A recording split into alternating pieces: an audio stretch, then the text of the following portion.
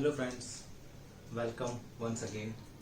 आज हम number system को एक्सटेंड करके एलसीएम एंड एचसीएफ के बारे में थोड़ी जानकारी प्राप्त करेंगे। देखिए फ्रेंड्स, एलसीएम और एचसीएफ के क्वेश्चन आजकल ज़्यादा एग्जाम्स में नहीं पूछे जा रहे हैं, बट स्टिल हमारी कैलकुलेशन पॉइंट ऑफ व्यू से ये चैप्टर बहुत इंपॉर्टेंट है। आगे हम कोई भी चैप्टर करेंगे वहां पे इस चैप्टर का हमें बिल्कुल यूज दिखेगा। ठीक है फ्रेंड्स, तो आज हम इस चैप्टर को कंप्लीट करते हैं। हम शुरू करते हैं एलसीएम एंड एचसीएफ।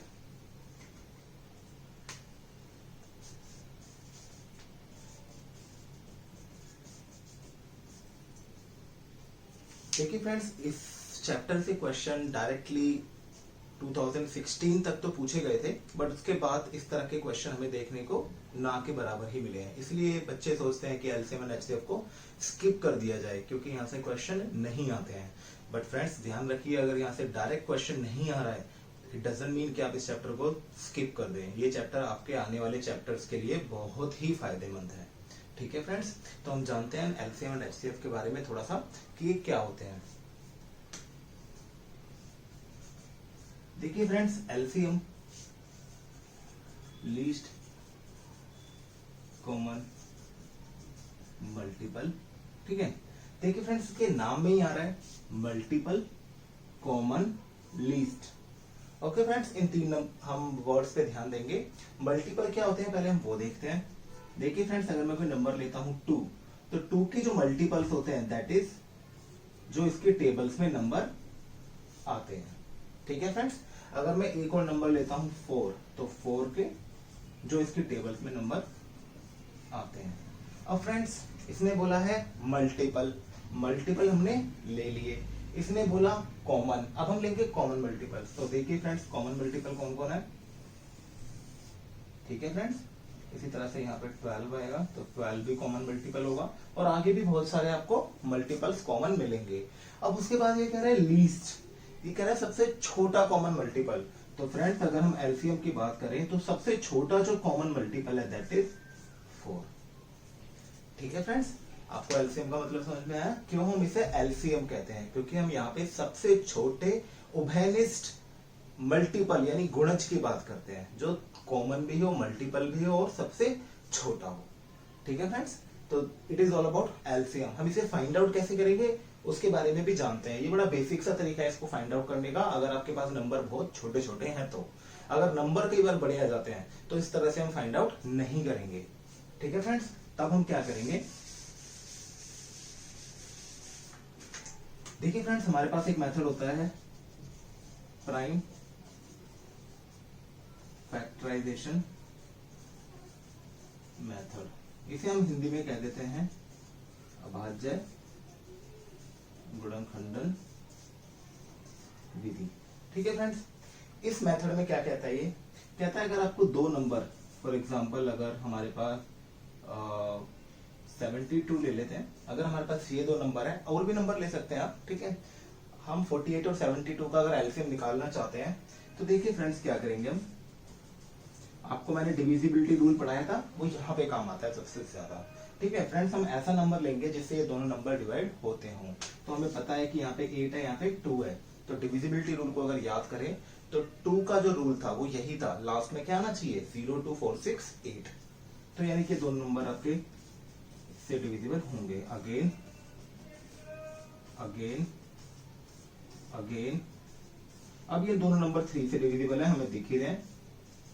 ठीक है, तो फ्रेंड्स इनका एलसीएम जो होगा, ये इनके जो प्राइम फैक्टर्स होते हैं, ये सारे नंबर कैसे होंगे फ्रेंड्स, प्राइम होंगे। इसीलिए इसका नाम पड़ा है प्राइम फैक्टराइजेशन मेथड, क्योंकि जो भी नंबर हमारे पास आते हैं वो सारे के सारे कैसे होते हैं, प्राइम। तो इनका जो मल्टीपल होगा, मल्टीप्लीकेशन होगा,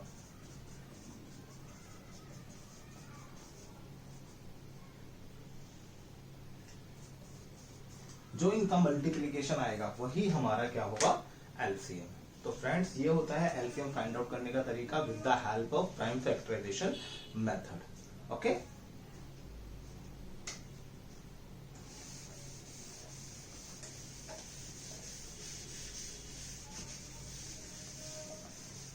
अब हम बात करते हैं एचसीएफ की। देखिए फ्रेंड्स, एचसीएफ हमारे पास क्या है, हाईएस्ट कॉमन फैक्टर। महत्तम समावर्तक। देखिए फ्रेंड, यहाँ पे भी हमारे पास तीन टर्म्स हैं, फैक्टर, कॉमन और हाईएस्ट। सबसे पहले बात करते हैं फैक्टर क्या होते हैं। देखिए फ्रेंड्स, अगर मैं यहाँ पे कोई नंबर लिखता हूँ 14, तो 14 के फैक्टर्स क्या होंगे, वो सभी नंबर होंगे जिसकी टेबल में 14 आता होगा। ठीक है फ्रेंड्स, ये होते हैं फैक्टर्स। अब मान लीजिए मैं एक और नंबर ले लेता हूँ, फॉर एग्जाम्पल अगर मैं लेता हूँ 40। ठीक है फ्रेंड्स, 40 के अगर मैं लेता हूँ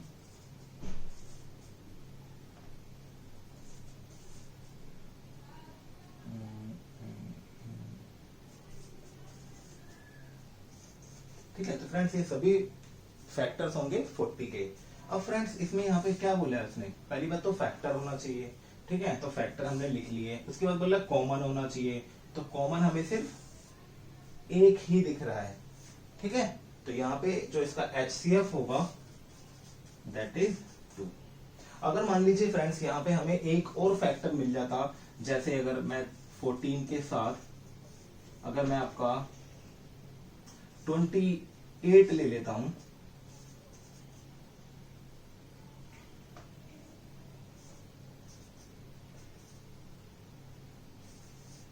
तो फ्रेंड्स देखिए हमें यहाँ पे कितने फैक्टर मिल रहे हैं कॉमन, 1 2, ये तो हमेशा मिलेगा ही मिलेगा आपको। ठीक है, और तीसरा आपको ये भी मिल रहा है, चौथा आपको ये भी मिल रहा है। ठीक है फ्रेंड्स, अगर इस तरह की सिचुएशन हमारे पास आती तो हम क्या करते, हम लेते हाईएस्ट।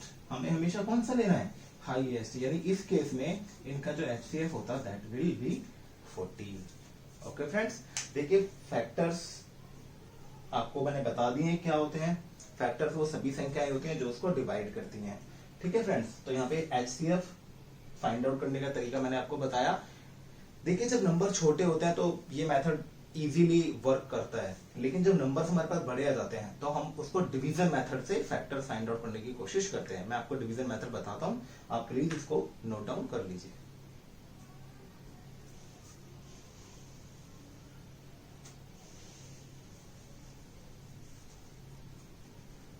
ओके फ्रेंड्स, अब हम बात करते हैं हाईएस्ट कॉमन फैक्टर को निकालने के लिए जो डिवीजन मेथड यूज होता है उसके बारे में। इसे हम भाग विधि कहते हैं। ठीक है फ्रेंड्स, देखिए मैं कोई नंबर ले लेता हूं। ठीक है, बहुत सिंपल से नंबर लेते हैं, 24 144 एंड तीसरा नंबर हम कोई भी ले लेते हैं, फॉर एग्जाम्पल चलिए 16 ले लेते हैं। ठीक है फ्रेंड्स, हम इन तीन नंबर्स का HCF फाइंड आउट करने की कोशिश करेंगे। सबसे पहले हम क्या करेंगे, कोई भी दो नंबर लेके उनको डिवाइड करेंगे। ठीक है, अगर हम ये दो नंबर ले लेते हैं और अगर हम डिवाइड करते हैं तो हम देखते हैं सीधा सीधा ये डिवाइड हो रहा है, यानी कि इन दोनों का HCF क्या है, 24, इन दोनों का। ठीक है, अब हम बात करेंगे तीसरे नंबर की, जो HCF इन दो नंबर से आता है अब वो अंदर आ जाएगा। अब हम इसको डिवाइड करेंगे, अब जो नंबर बाहर है वो दोबारा अंदर आ जाएगा जब तक ये कंप्लीटली डिविजिबल ना हो जाए।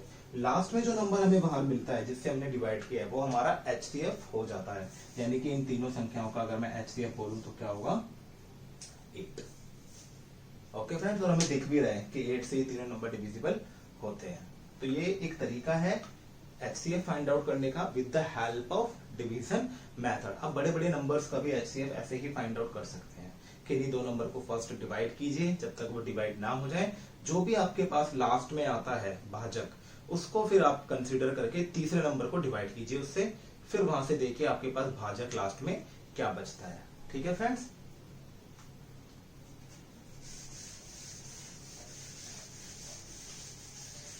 ओके फ्रेंड्स, तो हमने बात कर लिया HCF और LCM को निकालने के तरीके क्या क्या हो सकते हैं। ठीक है, अब हम बात करते हैं इनकी कुछ प्रॉपर्टीज की। ठीक है, देखिए फ्रेंड्स, अगर हम दो नंबर्स की बात करते हैं तो याद रखना दो अभाज्य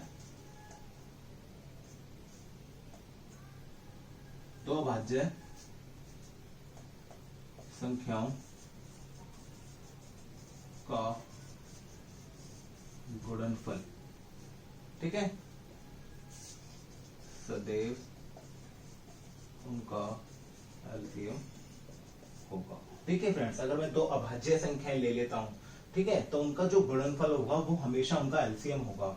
ये कहां से आई ये प्रॉपर्टी, हम इसके बारे में देखते हैं थोड़ा सा। देखिए फ्रेंड्स, हमेशा याद रखिए दो संख्याओं का जो एलसीएम और जो एचसीएफ होता है, उनका जो प्रोडक्ट होता है, ठीक है, उनका जो गुणनफल होता है वो दोनों संख्याओं के गुणनफल के बराबर होता है।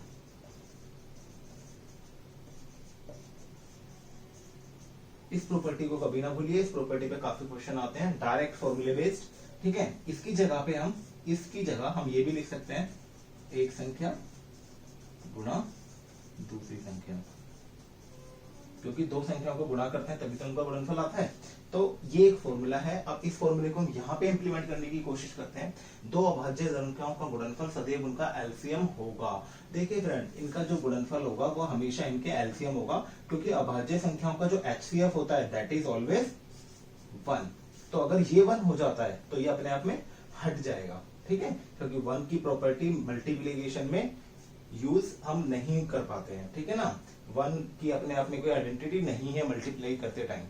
ठीक है, इसलिए इसको हम हटा देते हैं। तो दो संख्याओं को जो गुणनफल होगा वो हमेशा उसके एलसीएम के बराबर होगा। बहुत इंपॉर्टेंट प्रॉपर्टी है, यहाँ से क्वेश्चन आए हुए हैं कई बार, हम देखेंगे। अभी मैं क्वेश्चन कराऊंगा आपको और हम देखेंगे किस तरह से क्वेश्चन यहाँ से बनते हैं। ओके,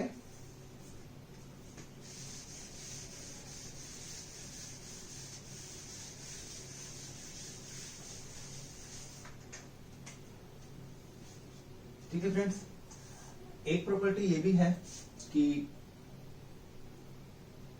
जो संख्याएं होती हैं, जिन भी दो संख्याओं का हमने एचसीएफ निकाला है, ठीक है फ्रेंड्स, संख्याएं हमेशा एचसीएफ का गुणज होती हैं। ठीक है फ्रेंड्स, किन्हीं भी संख्याओं का अगर आप एचसीएफ निकालते हैं, फॉर एग्जांपल मैं आपको समझा देता हूं, अगर मैंने 4 और 12 का एचसीएफ निकाला तो दैट इज 4। तो देखिए जो 4 है वो भी इसका एक गुणज है और जो 12 है वो भी इसका एक गुणज है। ठीक है, यानी कि मल्टीपल, यानी कि मैं कह सकता हूं जो संख्याएं होती हैं वो हमेशा एचसीएफ का एक गुणज होती हैं, यानी कि उनका एक मल्टीपल होती हैं। ठीक है फ्रेंड्स, इसी तरह से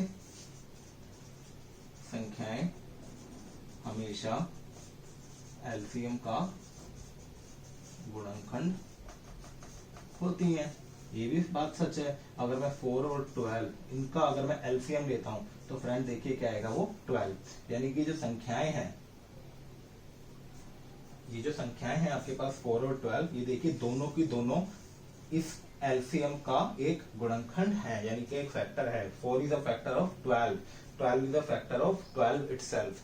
ठीक है फ्रेंड्स, तो हम यहां से समझ पा रहे हैं कि जो संख्याएं होती हैं वो एचसीएफ का हमेशा एक गुणज होती हैं। ठीक है, और जो संख्याएं होती हैं वो हमेशा एलसीएम का एक गुणनखंड होती हैं। ये दोनों प्रॉपर्टीज फ्रेंड बहुत यूज आएंगी आपके आगे क्वेश्चंस को करते टाइम।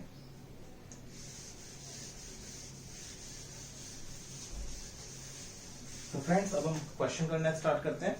ठीक है, देखते हैं किस तरह के क्वेश्चन अक्सर पूछे जाते हैं और किस तरह के क्वेश्चन पूछे भी गए हैं।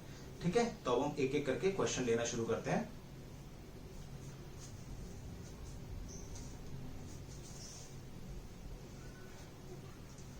देखिए फ्रेंड्स, पहला क्वेश्चन लेते हैं हम, बड़ा बेसिक क्वेश्चन है।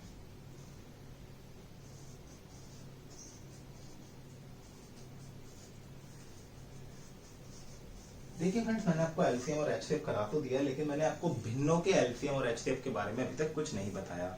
ठीक है, तो इस तरह का क्वेश्चन भी कई बार एग्जाम में पूछ लिया जाता है, स्पेशली जो लोअर लेवल एग्जाम्स होते हैं जैसे कांस्टेबल या एमटीएस, इनमें ही क्वेश्चन ज्यादा पूछे जाते हैं। ठीक है, तो देखिए एलसीएम जो निकालते हैं हम किन्हीं भी भिन्नों का, तो इसका एक तरीका होता है। कैसे निकालेंगे, जो अंश होते हैं हमारे पास, जो न्यूमिरेटर है उनका एलसीएम निकालेंगे, और जो हर है हमारे पास यानी कि जो डिनोमिनेटर है उनका एचसीएफ। ठीक है फ्रेंड्स, कभी भी भिन्नों का एलसीएम निकालना है तो अंशों का एलसीएम और हरों का एचसीएफ निकाल लीजिए। यानी कि हम एलसीएम निकालेंगे किस किस का, 2, 4 और 5 का, और हम एचसीएफ निकालेंगे किस किस का, 3, 5 एंड 6 का। तो 2, 4 और 5 इनका एलसीएम फ्रेंड्स यहीं से देख के ही पता चलता है हमारे पास कि इनका एलसीएम क्या आएगा, 20।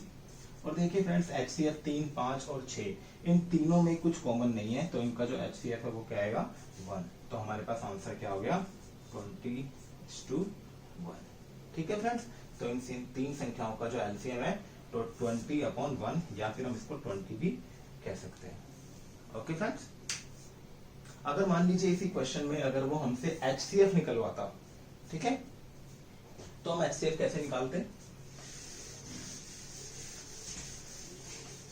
देखिए फ्रेंड्स, अगर वो हमसे इसी क्वेश्चन में अगर हमसे वो एचसीएफ निकलवाता तो हम क्या करते? एचसीएफ क्या होता है? अंशों का एचसीएफ और हरों का एलसीएम, यानी कि एचसीएफ निकालते हम ऊपर वालों का और एलसीएम निकालते हम नीचे वालों का। अब हमारे पास आंसर क्या आता है? 2, 4 और 5 का एचसीएफ 1 और 3, 5 और 6 का जो एलसीएम है दैट इज 30। तो अब हमारे पास आंसर क्या होता है? 1/30। ठीक है फ्रेंड्स, तो भिन्नों का जो एलसीएम और एचसीएफ है वो इस तरह से निकलता है। देखिए, अगर आपको कई बार डाउट होता हो कि किसका एलसीएम निकालना है, किसका एचसीएफ निकालना है, मींस अंशों का क्या निकालना है, तो आप याद रखिए जो भी आपको निकालना है एचसीएफ, ऊपर वालों का हम वही निकालेंगे और नीचे वालों का जस्ट उसका इनवर्स। ठीक है फ्रेंड्स, अगर हमसे एचसीएफ पूछा है तो ऊपर वालों का एचसीएफ और नीचे वालों का अल्टीमेटली एलसीएम भी बचा तो एलसीएम निकालेंगे। ठीक है, इस तरह से आप इसको याद कर सकते हैं। बाकी प्रैक्टिस से आपको वैसे भी ये चीजें अपने आप ही फ्लो में आ जाएंगी। ठीक है फ्रेंड्स,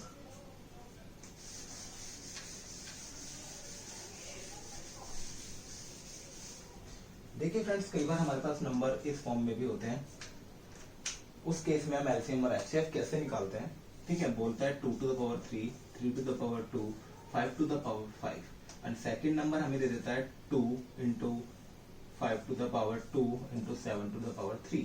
देखिए फ्रेंड्स, कई बार वो हमें इस तरह से नंबर दे देता है, तो इस तरह के जब भी नंबर्स आते हैं और आपके पूछा जाता है कि इनका एचसीएफ और एलसीएम क्या होगा, तो आपको क्या करना है?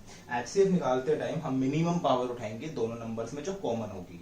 तो हम मिनिमम पावर्स उठाना शुरू करते हैं। देखिए यहाँ पे 2 की जो पावर है वो कितनी है? 3। यहाँ पे कितनी है? 1। तो हम मिनिमम उठाएंगे। यहाँ पे देखिए 3 to the power कितनी है? 2, बट यहाँ पे तो है ही नहीं, मैंने बोला कॉमन भी होनी चाहिए, तो कॉमन तो है ही नहीं, तो इसको हम स्किप कर देंगे। Again 5 to the power 5, 5 to the power 2, minimum क्या बच गया? सिर्फ 7। 7 to the power 3 यहाँ पे है लेकिन ऊपर नहीं है, इसलिए इसको हम छोड़ देंगे। तो हमारा एचसीएफ क्या हो गया? 2 into 5 to the power 2। अगर यहीं पे वो हमसे एलसीएम निकलवाता फ्रेंड्स, तो हम क्या करते हैं? हम अब मैक्सिमम पावर उठाएंगे। इन दोनों में जो कॉमन है उसकी मैक्सिमम, इन दोनों में जो कॉमन है उसकी मैक्सिमम, और जो फ्रेंड्स बच जाता है हमारे पास जो कॉमन नहीं होता उसको भी साथ में उतार देते हैं। तो ये हमारा एलसीएम आ जाता है। ठीक है फ्रेंड्स, तो कभी भी इस फॉर्म में अगर आपको नंबर दिए हैं तो उनका एचसीएफ और एलसीएम कैसे फाइंड आउट करना है वो मैंने आपको बता दिया है, आप प्रैक्टिस कीजिएगा। अब बात करते हैं कुछ नंबर लैंग्वेज प्रॉब्लम्स की। ठीक है फ्रेंड्स, अब हम एक तो लैंग्वेज प्रॉब्लम्स देखते हैं।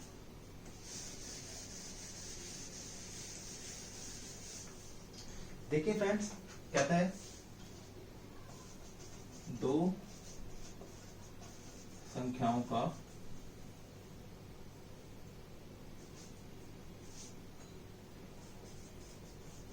गुणनफल 161 है। ठीक है, दो संख्याओं का गुणनफल कैसे है? 161। ये संख्याएं कैसी हैं? अभाज्य। दो अभाज्य संख्याओं का गुणनफल 161 है। तो आपको वैल्यूज बतानी है।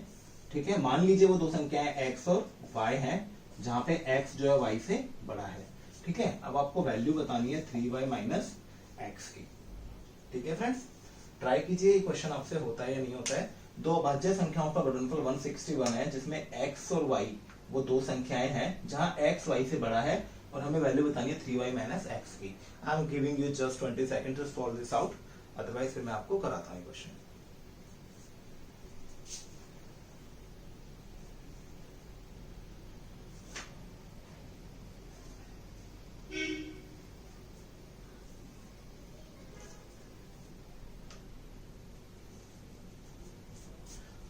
ओके फ्रेंड्स, देखते हैं कैसे करना है क्वेश्चन। देखिए 2016 सीजीएल का क्वेश्चन है। ठीक है, तो इतना इजी नहीं हो सकता। अब मैंने आपको एक प्रॉपर्टी बताई थी, जब भी दो संख्याओं का गुणनफल दिया होता है फ्रेंड्स, तो मैंने आपको बताया था अगर वो संख्याएं अभाज्य हैं तो उनका एचसीएफ क्या होगा? उनका एचसीएफ हमेशा क्या होगा? 1। क्यों? क्योंकि दोनों संख्याएं कैसी हैं? अभाज्य है। तो अगर उनका एचसीएफ 1 है, तो हम देखिए किस तरह से इस क्वेश्चन को इनिशिएट करते हैं। अगर मैं आपसे उस फॉर्मूले की बात करता हूँ, ठीक है फ्रेंड्स, दो संख्याओं का गुणनफल इज इक्वल टू में एलसीएम इनटू एचसीएफ, ठीक है। अगर मैं उसकी बात करता हूँ तो हमारा जो एलसीएम होगा वो कितना होगा, वो भी 1। अगर इस क्वेश्चन में पूछा जाता कि एलसीएम क्या होगा दोनों संख्याओं का, तो हमें दिमाग ही नहीं लगाना है फ्रेंड्स। जब एचसीएफ 1 है तो हमारा जो एलसीएम होगा वो उनके गुणनफल के बराबर होगा, यानी इस क्वेश्चन में जो एलसीएम है वो भी 161 होगा, ठीक है फ्रेंड्स।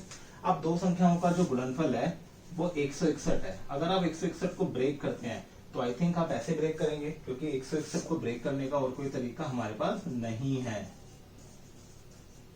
ठीक है फ्रेंड्स।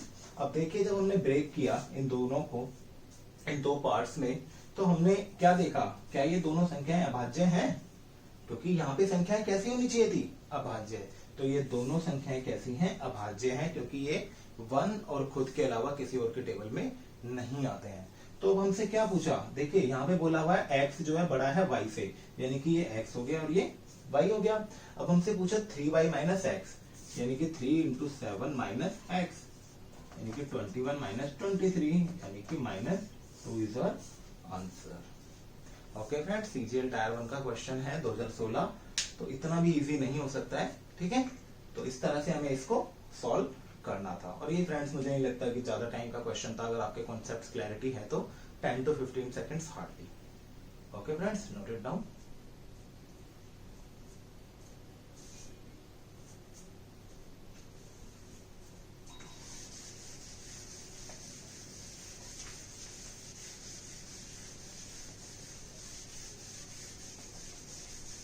देखिए फ्रेंड्स, नेक्स्ट क्वेश्चन देख लेते हैं।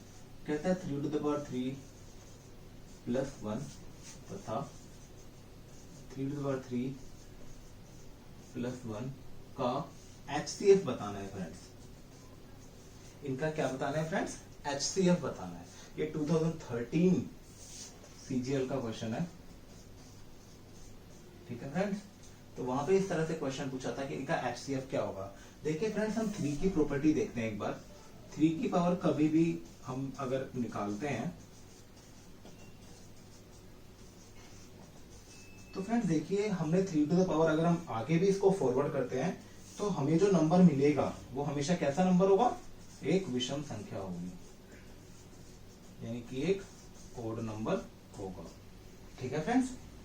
तो कैसा नंबर मिलेगा हमें, कभी भी हम 3 टू द पावर कुछ भी निकालते हैं तो हमें हमेशा कैसा नंबर मिलेगा, एक ओड नंबर मिलेगा। जब हम एक ओड नंबर में 1 प्लस करते हैं, कोई भी ओड नंबर अगर हम लेते हैं उसमें 1 प्लस करते हैं तो वो नंबर कैसा हो जाता है, इवन।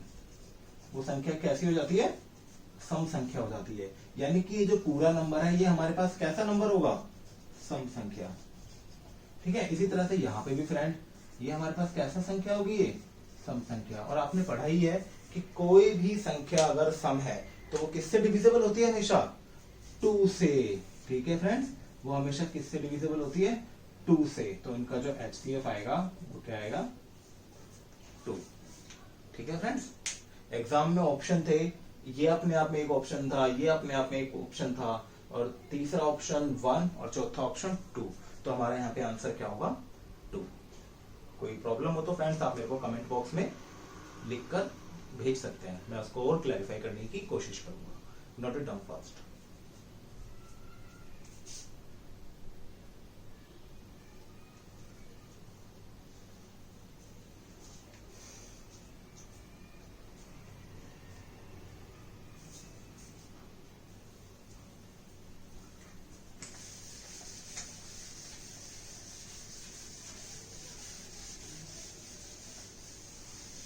देखिए फ्रेंड्स, अगला क्वेश्चन करते हैं हम। कह रहे हैं 3 इलेक्ट्रॉनिक बेल्स हैं, ठीक है।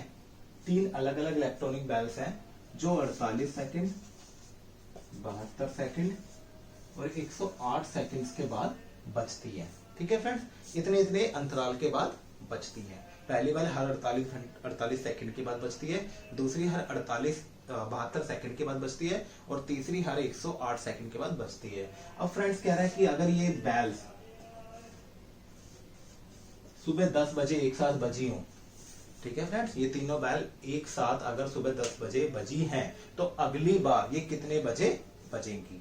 ठीक है फ्रेंड्स, तो इस तरह का कभी भी क्वेश्चन आता है फ्रेंड्स, देखिए तो हम हमेशा क्या निकालते हैं यहाँ पे, देखिए अगर 48, 72 और 108 सेकंड बाद अगर कोई चीज अपने आप को रिपीट कर रही है, ठीक है, तो ऐसी सिचुएशन में आप हमेशा उनका एलसीएम निकालेंगे। ठीक है फ्रेंड्स, कभी भी किसी भी चीज की आवृत्ति का समय आपको दिया हो कि इतने इतने सेकंड बाद, इतने इतने घंटों बाद ये चीज दोबारा अपने आप को रिपीट कर रही है, तो वहां पे हमेशा एलसीएम निकाला जाता है। तो हम यहाँ पे इन तीनों का एलसीएम निकालते हैं।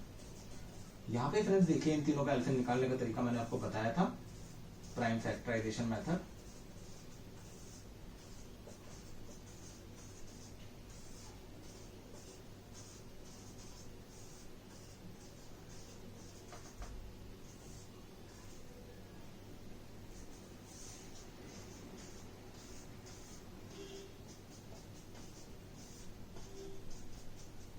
ठीक है फ्रेंड्स, अब हम इनको मल्टीप्लाई कर लेते हैं। 27 इंटू में 16। ठीक है फ्रेंड्स, हमारे पास आता है 432 सेकंड्स, क्योंकि हम सेकंड्स की बात कर रहे हैं। तो यानी कि ये अगली बार कितने सेकंड बाद बजेंगी, 432 सेकंड्स के बाद। लेकिन हमसे क्वेश्चन पूछा गया था कि अगली बार कितने बजे बजेंगी। ओके फ्रेंड्स, तो हम इसको क्या करेंगे, सबसे पहले हम इसको मिनटों में कन्वर्ट कर लेते हैं। देखिए हमारे पास 7 मिनट और 12 सेकंड आ रहे हैं। तो अगर ये पहली बार 10 बजे बजी है तो अगली बार ये कब बजेंगी, 10:07 12 सेकंड पर।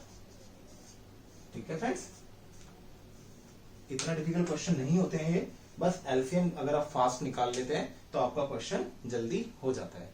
तो यहाँ पे सिर्फ आपकी कैलकुलेशन के ऊपर काम करना है आपको। अगर कैलकुलेशन अच्छी हो जाती है, यानी कि एलसीएम एचसीएफ पे अगर आपकी प्रैक्टिस अच्छी है, तो आप इसको जल्दी से निकाल सकते हैं। तो अगली बार हमारी जो तीनों घंटियां वो एक साथ कब बजेंगी, 10:07 और 12 सेकंड्स पे। ठीक है फ्रेंड्स, नोट इट डाउन।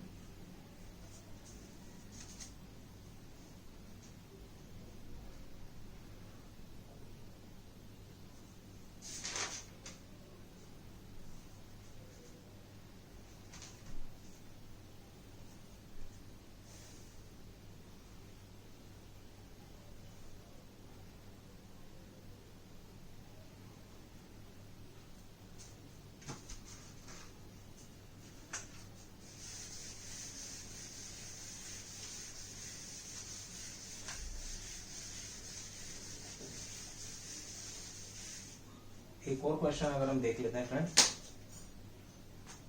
कह रहा है दो संख्याएं हैं वो 3:4 के रेशो में है। दो संख्याएं जो कि 3:4 के रेशो में है और उनका जो HCF है that is also 4। We have to find out the LCM. Okay friends, हमें एलसीएम निकालना है। तो देखिए मैंने अभी आपको बताया था कि जो HCF होता है वो हमेशा एक फैक्टर होता है। ठीक है, किनका, दोनों नंबर्स का, यानी कि ये 4 उन दोनों नंबर्स में हमारे पास होना चाहिए। ठीक है फ्रेंड्स, तो जब हमें पता है कि ये 4 इन दोनों नंबर्स के पास होना चाहिए, तो क्या ये इसके पास है, नहीं है फ्रेंड्स। तो हम इसको क्या करेंगे, 4 से मल्टीप्लाई करेंगे। अगर हम इसको 4 से मल्टीप्लाई कर रहे हैं तो इसको भी हम 4 से मल्टीप्लाई करेंगे, यानी कि वो दोनों संख्या हमारे पास क्या क्या हो गई हैं, 12 और 16। और 12 और 16 का अगर आप एलसीएम निकालते हैं तो that gives you 48। So our LCM is 48। इस तरह के फ्रेंड्स क्वेश्चन आ जाते हैं।